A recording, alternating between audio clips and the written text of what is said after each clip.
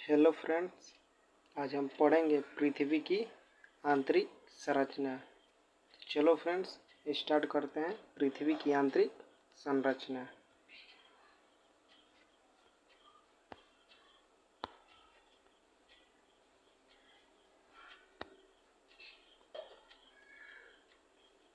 पृथ्वी की आंतरिक संरचना के संबंध में सर्वाधिक महत्वपूर्ण जानकारी का स्रोत क्या है?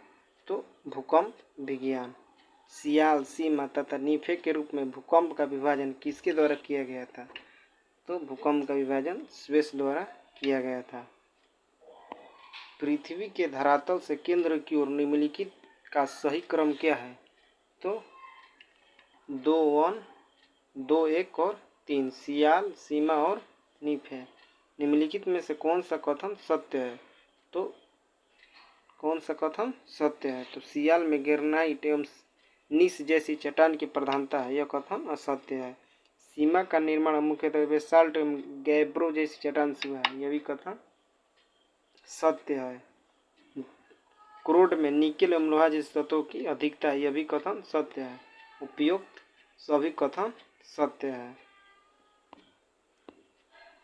भूपृष्ठ की किस परत में बेसाल्ट चट्टानों की अधिकता है? तो भूपृष्ठ की सीमा परत में बेसाल्ट चट्टानों की अधिकता है। पृथ्वी के किस भाग में निकेल और लोहा की प्रधानता है? तो पृथ्वी के नीफे भाग में निकेल और लोहा की प्रधानता है। पृथ्वी की सबसे ऊपरी परत के लिए सर्वप्रथम सियाल शब्द का प्रयोग किसने किया था? तो सर्वप्रथम सियाल शब्द का प्रयोग स्वेस ने किया था।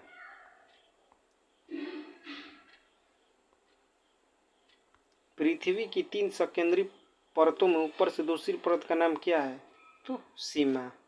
पृथ्वी के केंद्र में पाया जाने वाला चुंबकीय पदार्थ है? तो पृथ्वी के केंद्र में पाया जाने वाला चुंबकीय पदार्थ निकेल है। स्वेस ने पृथ्वी के आंतरिक भाग को 3 भागों में बांटा था, उनके विभाजन में नहीं है, उनके विभाजन में सबस्टम नहीं है। स्थल मंडल का तात्पर्य है? तो स्थल मंडल का तात्पर्य पृथ्वी की बाह्य पपड़ी से है। स्थल मंडल की मोटाई भूकंपीय तरंगों के आधार पर कितनी मापी गई है? तो स्थल मंडल की मोटाई भूकंपीय तरंगों के आधार पर 100 किलोमीटर मापी गई है। निम्नलिखित में से किस परत को बेरियोस्फीयर कहा जाता है? तो पृथ्वी की सबसे आंतरिक परत को बेरियोस्फीयर कहा जाता है। धरातल से भूगर्भ की ओर जाने पर गहराई के साथ तापमान वृद्धि की दर क्या है? तो 1 डिग्री सेल्सियस प्रति 32 मीटर। पृथ्वी की आंतरिक संरचना के अनुसार भूगर्भ का विभाजन भूपटल, मेंटल तथा कोर में किया गया है। यह विभाजन किसका है? तो यह विभाजन ग्रांट का है। निम्नलिखित में से कौन सा कथन असत्य है? तो महासागरीय भूपटल की तुलना में महाद्वीपीय भूपटल का घनत्व अधिक है, यह कथन असत्य है।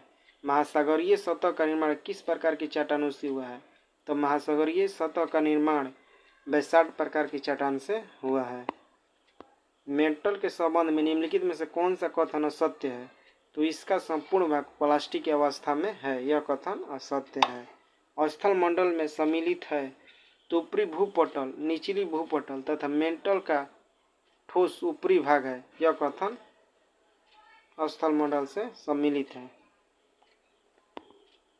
स्थल मंडल का विस्तार कितने किलोमीटर की गहराई तक है? तो स्थल मंडल का विस्तार 100 किलोमीटर की गहराई तक है। निम्न में से किसको व्हाइट ऑफ द अर्थ कहा जाता है? तो मेटल को व्हाइट ऑफ द अर्थ कहा जाता है। मेटल में निम्नलिखित में से किस तत्वों की प्रधानता होती है? तो मेटल में सिलिका और मैग्नीशियम की प्रधानता होती है। पृथ्वी के कुल द्रव्यमान का लगभग कितना प्रतिशत मेटल में पाया जाता है? तो पृथ्वी के कुल द्रव्यमान का लगभग 68% मेटल में पाया जाता है। मोह असमतता स्थित है तो क्रस्ट तथा मेटल के बीच।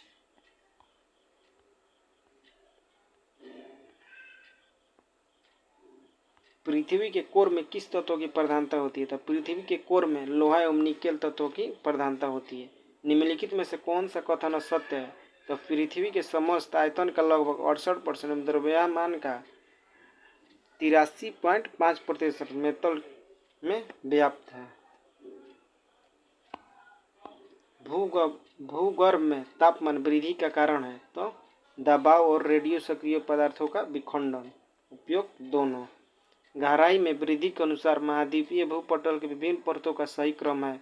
तो परतदार, ग्रेनाइट और बेसाल्ट। भूपटल पर पाए जाने वाले विभिन्न तत्वों की मात्रा का सही अवरोही क्रम है। तो ऑक्सीजन, सिलिकॉन, एल्युमिनियम और लोहा। पृथ्वी के भूपटल में कौन सा तत्व प्रचुर मात्रा में पाया जाता है? तो पृथ्वी के भूपटल में एल्युमिनियम प्रचुर मात्रा में पाया जाता है। धरातल से मुंह असंबद्धता की गहराई लगभग कितनी है? तो 30 किलोमीटर। पृथ्वी ग्रह की संरचना में प्रवाहार के नीचे क्रोड निम्नलिखित में से किस एक से बना है? तो लौह से बना है। वलन की क्रिया किसका परिणाम है? तो वलन की क्रिया पर्वत निर्माणकारी बल का परिणाम है। मिश्रित धातु और सिलिकेटों से बनी धरती की परत कहलाती है? तो Cl कहलाती है। तो फ्रेंड्स, मिलते हैं अब नेक्स्ट वीडियो में।